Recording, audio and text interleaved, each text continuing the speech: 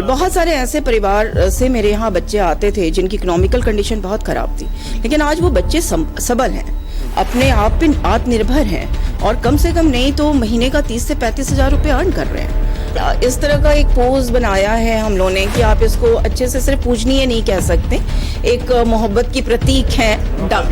Dance कर रहे हैं शिव और पार्वती। और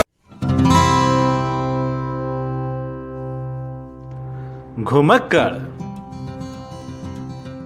नमस्कार, स्वागत है आप सभी का हमारे खास कार्यक्रम घुमक्कड़ में। हमारे घुमक्कड़ की टीम आज एक म्यूजियम में मौजूद है। मैंने म्यूजियम क्यों कहा? मेरे पीछे एक दीवार है, उस दीवार पे आपको बहुत सारी कलाकृतियां दिखाई दे रही होंगी, अलग अलग शेप में, अलग अलग चीजों से। अगर मैं आपको ये कहूं कि ये बेकार की चीजों से जो हम अपने घरों में इस्तेमाल करते हैं, जब वो खराब हो जाती है या हमारे इस्तेमाल की वो चीजें नहीं रह जाती हैं, उनसे बनी होती है, तो शायद आप मेरी बात पे यकीन ना करें। दीवार है, दीवार पे पेंट तो लगा होगा, उस पेंट को लगाने के लिए किसी ब्रश का इस्तेमाल किया गया होगा, लेकिन जब वो ब्रश किसी इस्तेमाल के काम में ना रहे, यानी कि कड़ा हो जाए, पेंट लगने की वजह से सूख जाए, खराब हो जाए, और उस ब्रश पे कोई अगर इस तरह से कलाकारी कर दे, ये देखिए मेरे हाथ में ब्रश है, बाएं हाथ में, और ये उसका ब्रश का जो एरिया है वो आपको साफ साफ दिख रहा है। कलाकार ने इसको सर का बाल बना दिया। तो सोचिए, जिस कलाकार की सोच इतनी अच्छी है, इतनी महान है कि वो बेकार की चीजों से, अच्छी अच्छी चीजों से अच्छी चीजें तो बहुत सारे लोग बना लेते हैं, लेकिन बेकार पड़ी चीजों से अगर कोई ऐसी चीज बना ले जो सबसे बेस्ट हो जाए, वेस्ट से बेस्ट हो जाए, तो फिर उसका क्या कहना। ज्यादा देर न करते हुए आपको बता दूं कि घुमक्कड़ की टीम इस वक्त मौजूद है साज फाउंडेशन के उस म्यूजियम में। डॉक्टर संतोष सिंह जी का घर है एक्चुअली ये। मैंने म्यूजियम इसलिए कहा क्योंकि आप घर के जिस हिस्से में भी देखेंगे आपको लगेगा कि ये जो कचरा चीजें हैं, फालतू चीजें, उनसे बनी हुई वस्तुएं रखी हुई हैं। यहाँ पे देखिए ढोल नगाड़ा ताशे बजाते हुए और अलग अलग आकार में, अलग अलग रंगों में, अलग अलग डिजाइनों में इन्होंने पूरे घर को सजा रखा है, संवार रखा है। तो ये पूरा चलता फिरता म्यूजियम है। अगर आप भी देखने के लिए इंटरेस्टेड हैं तो आपको आजमगढ़ जिले के सिधारी तक आना होगा। आजमगढ़ जिले में, या यूं कहूं कि कहीं से भी आप गूगल कर देंगे डॉक्टर संतोष जी के बारे में, आपको डिटेल मिल जाएगी। तो आपको निश्चित तौर पे एक बार यहां आना चाहिए। जिन चीजों को हम बेकार की चीजें समझते हैं, फालतू की चीजें समझते हैं, उनका इस्तेमाल एक कलाकार कैसे कर सकता है, उसको जीवंत कितना बना सकता है, उसका अद्भुत नजारा देखना है तो आपको यहां आना पड़ेगा। अब औपचारिकता के लिए मैं बता दूं कि मेरा नाम वसीम है। इतना सब कुछ बोलने के बाद हम लोग साज फाउंडेशन के इस चलते फिरते म्यूजियम में हैं। आपको घर का हर एक हिस्सा म्यूजियम में नजर आएगा। अब मेरे सामने एक तस्वीर आप देख रहे होंगे, यहाँ पे मैंने हाथ रखा हुआ है। ये तस्वीर चारों तरफ जो बॉर्डर बनाया गया है, शुभ लाभ का निशान है, ओम का निशान बनाया गया है, लिखा गया है। और ये बेहतरीन कलाकृति, शायद मेरे पास शब्द ना हो इसकी तारीफ करने के लिए। भगवान शंकर और माता पार्वती का ये चित्र बनाया गया है। और ज्यादा क्या कहूं, जो डायरेक्टर है साज फाउंडेशन की, उन्हीं से पूछ लेते हैं। इस तस्वीर को लेके काफी बहुत सारा पोस्ट वायरल हुआ था, बहुत सारा हम लोगों ने लिखा भी था इसके बारे में, नायाब चीज जी। काफी सारे साहित्यकारों ने भी इस बारे में लिखा, इसके बारे में। और ये शिव और पार्वती का डांसिंग पोज है। डांसिंग पोज है। और ये कंप्लीट ही जो आपके लिए वेस्ट होता है, मतलब हमारा एक साथ में ही हम ये भी मुहिम लेके चलते हैं कि प्लास्टिक मुक्त भारत बने।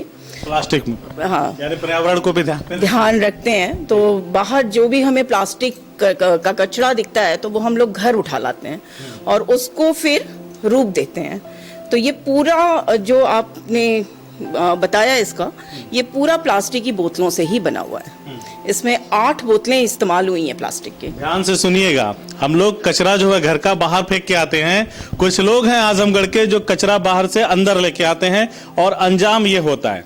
8 बोतलों से बना है। 8 बोतलों से बना है। और जो इसकी फिनिशिंग की गई है वो पुराने अखबार से इसकी फिनिशिंग हुई है, उसकी लुगदी बनाई गई है और मतलब ऐसी कोई चीज़ इसमें यूज़ नहीं की गई है जो हम बाहर से लेके आए हों और थोड़ा सा वो महंगी चीज़ हो। ये कंप्लीटली एक तरह से कह लीजिए शिव और पार्वती का डांसिंग पोज कबाड़ से ही बना हुआ है। वो कबाड़ जो हम कबाड़ कह रहे थे, अब वो कबाड़ ऐसा है कि अब ये पूजनीय भी हो गया है और मतलब इतनी खूबसूरत चीज में ये परिवर्तित हो गया है कि अब लोग विश्वास ही नहीं कर पा रहे हैं इसको देख के कि ये प्लास्टिक की बोतल। पहली बार देखा था तो मुझे लगा कि किसी धातु से बनी हुई चीज है जो काफी महंगी होगी। हाँ। ये सोच थी मेरी, लेकिन आपने बता दिया तो अब लोगों को पता चल गया होगा कि प्लास्टिक से। लेकिन फिर भी कोई सहज रूप से यकीन नहीं कर सकता कि इस तरह का भी कला है या इस तरह जो फालतू की चीजें हैं, खराब चीजें हैं, ऐसा बन सकता है। कितने दिनों में बनी है तस्वीर? एक हफ्ता लग गया। तस्वीर बनाते वक्त मन में क्या होता है? जैसे कोई ड्राइंग पड़ी होती है, सामने कोई तस्वीर रहती है, उसको देख के बनाया? नहीं, हम तस्वीर देख के तो नहीं बनाते। हमारे पास जो कबाड़ आता है उसके बाद फिर हमारा दिमाग काम करता है कि इस कबाड़ उसके शेप के हिसाब से कि उसके बाद हम उसको किस तरह से यूज करें। जैसे आपने पहले ब्रश बताया, तो जब वो ब्रश खराब मेरे हाथ में आया तो मैंने कहा कि इसका ये बाल बन सकता है क्योंकि खड़ा हो गया है बाल, और बाकी इसका चलो मुखौटा बना लेते हैं और तो कुछ नहीं होगा। तो वो फिर हमने उसको मुखौटे का रूप दे दिया। तो जब हमारे पास जिस शेप में प्लास्टिक की बोतलें आती हैं या जो भी कबाड़ हमारे हाथ में आता है, उसके बाद फिर हम उसका शेप सोचते हैं और फिर उसको क्रियान्वयन करते हैं उस पर। अच्छा, एक चीज़ मुझे बताइए कि जैसे हम लोग घरों में उठा के लाते हैं बहुत सारे महंगे दीवारों पे सजाने के लिए पोस्टर्स वगैरह लाते हैं, वॉलपेपर्स लगाते हैं, तो अमूमन उसकी तुलना में अगर बात करें तो इस तस्वीर की क्या कॉस्टिंग होगी? अगर कोई अपने इस तरह से दीवार में लगाता है, एक तो उसके घर की शोभा भी बढ़ेगी और जो एक दूसरा पक्ष है कि पूजनीय वाला विषय है या जिसको नहीं भी लगाना हो पूजा का इस तरह का पोज या देवी देवताओं के लिए, तो कितना इस तरह का एक पोज बनाया है हम लोगों ने कि आप इसको अच्छे से सिर्फ पूजनीय नहीं कह सकते, एक मोहब्बत की प्रतीक है।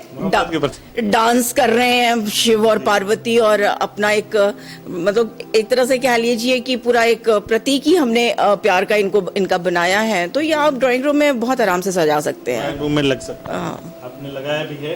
अच्छा, इसकी कॉस्टिंग क्या होगी अगर कोई बना? करीबन 2,500 से 3,000 रुपए। 2,500 से 3,000।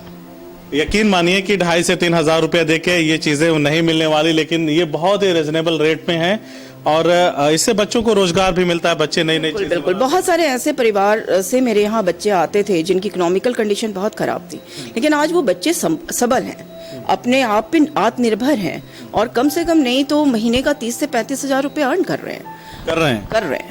अच्छा। तो ऐसे बहुत सारे बच्चे हमारे इंस्टीट्यूशन से जुड़े हुए हैं जो कहीं ना कहीं से अपनी आमदनी कर रहे हैं। किसी ने बुटीक खोल ली है, कुछ इस तरह की क्लासेस चला रहे हैं। तो इस तरह से बहुत सारे बच्चे हैं जो अपने आप पे आत्मनिर्भर बन चुके हैं। और क्योंकि ये हमने बताया आपको कि कबाड़ है, तो कहीं से इसको खरीदने नहीं जाना, आपको इन्वेस्टमेंट नहीं करनी है। आप आराम से घर के आसपास कबाड़ है, घरों में तमाम कबाड़ निकलते हैं, तो आप उनसे एक नया रूप देख के आमदनी कर सकते हैं। अच्छा, बच्चों से हम जब बात कर रहे थे, बच्चों ने बताया ऐसे कि जब हम उनसे पूछे कि कहाँ पे कौन सिखा रहा, तो उन्होंने कहा संतोष मैम सिखा रही हैं, डॉक्टर संतोष जी सिखा रही हैं। आपको किसने सिखाया या खुद से सीखा? देखिए, ये मेरा कभी विषय तो था नहीं। आप बार बार मुझे डॉक्टर संतोष सिंह कह रहे हैं। मेरा विषय अर्थशास्त्र रहा है और मैंने पूरा ग्रेजुएशन MA और उसी से फिर डॉक्टरेट किया।